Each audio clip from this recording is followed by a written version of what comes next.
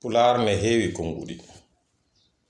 Heen konngudi keewɗi ɗi njahata tan ko mana waajaade aade e artirde ɗum e haqqille muɗum e artirde ɗum e sago muɗum.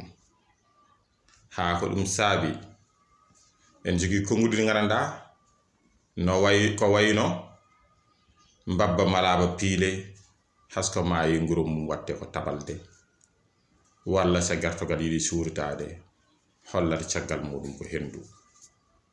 ɗe geɗe fof yiɗi ko mantinaade neɗɗo e sifaaji muɗum haa ko ɗum saabi yimɓe ɓe ina mbaɗa ɗum konngudi neetirɗi e gekkorɗi haa ko ɗum saabi so ɗum waɗi neɗɗo waawa huutoraade ɗi naftorooɗi.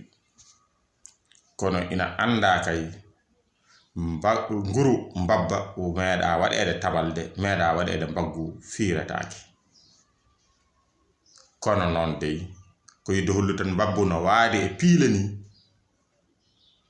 so tawi neɗɗo wayi noon so reenaaki battene muɗum ne ko noon. Kono noon ne kayne neɗɗo jiɗɗo aybinde hoore muɗum hollata hoore muɗum ko geɗe mum ɓurɗe soofde ɗe hollata yimɓe. ɗum ɗo woni wiye gertogal so yiɗi suuritaade hollata caggal muɗum ko hendu. Sabu eɗen nganndi no ndiwru fof wayni so holli caggal muɗum hendu tan hendu ndu suurtita ko suurino caggal mum ko.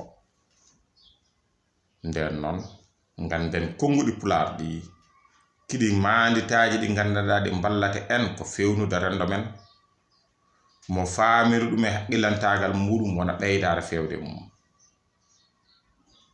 Pulaar ina heewi konngudi.